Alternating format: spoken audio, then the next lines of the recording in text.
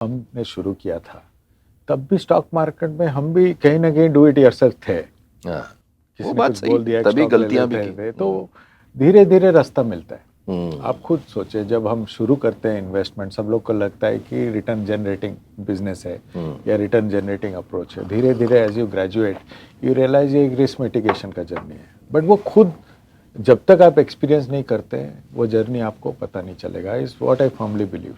परिवार की ऐसी स्थिति थी कि मैं वहां से बाहर नहीं निकल सकता था कुछ कारणों से, फादर की हेल्थ वगैरह और कारणों से। तो सीए में एक पॉसिबिलिटी थी कि मैं वहां रह के भी सीए कर सकता था। मैंने आर्टिकलशिप वहीं पे करी ब्यावर में। और वो टाइम में आज जैसे कोचिंग क्लासेस हैं, वर्चुअल क्लासेस हैं, फिजिकल क्लासेस हैं, सब लोग कोचिंग वगैरह करते हैं, वैसा कुछ नहीं था। हमने खुद नहीं पढ़ा। मैं आई वॉज वेरी लकी, मेरे कॉलेज के प्रोफेसर्स बहुत अच्छे थे, तो अगर कुछ हेल्प चाहिए थी तो वो हमेशा अवेलेबल थे। उनका बहुत आशीर्वाद रहा है मेरी लाइफ में हमेशा। One thing I will say that I been so lucky on everything. मेरे टीचर्स जो भी थे स्कूल में, कॉलेज में, हमेशा उनका बहुत आशीर्वाद रहा। मैं पता नहीं शायद क्यों उनका हमेशा एक बड़ा अच्छा प्रिय स्टूडेंट रहा, उनका एक अच्छा छात्र रहा, तो उसका एक फ़ायदा हुआ। बट वो वहीं पे पढ़ते थे, जैसे मैंने कहा, और कुछ पॉसिबिलिटी नहीं थी। एमबीए करते तो बाहर जाना पड़ता, इंजीनियरिंग करते तो बाहर जाना पड़ता। तो वहाँ रह करके सीए हो गई और रैंक आ गई, तो लाइफ ने कुछ और ही टर्न ले लिया। मेरा पहला फॉर्मल जॉब जिसको हम कहते हैं वो सीए करने के बाद मैंने इन्फोसिस ज्वाइन किया। इन्फोसिस ज्वाइन करने के 2 साल बाद मेरी एंगेजमेंट हो गई थी। एंड मेरे जो हस्बैंड है वो बॉम्बे बेस्ड हैं, तो मुझे यहाँ आना था। एंड आई ऑलवेज वांटेड कि मुझे एक भी दिन का ब्रेक नहीं चाहिए।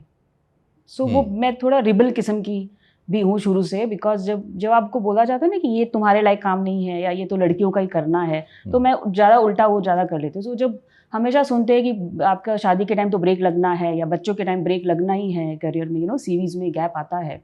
सो आई वॉज वेरी क्लियर कि मुझे एक दिन का भी ब्रेक नहीं लेना है। सो मैं अप्रैल में मैंने काफ़ी इंटरव्यूज़ दिए थे बॉम्बे में, एंड आई गॉट सिलेक्टेड। एसरेक में सिलेक्शन हो गया था मेरा।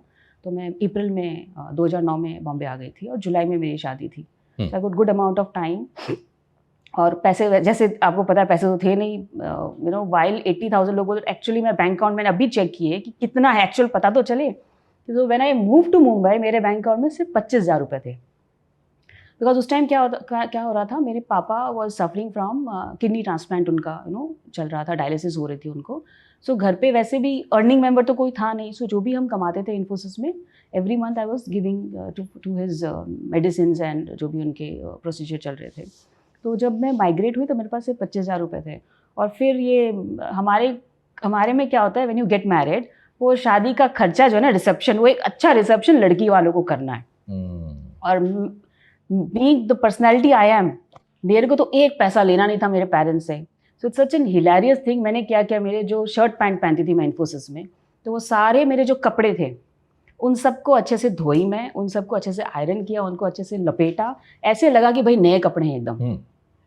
और इन टर्म्स ऑफ रिसेप्शन तो वो तो खाना खिलाना पड़ेगा, जब लड़के वाले इतने लोगों को बुलाते हैं।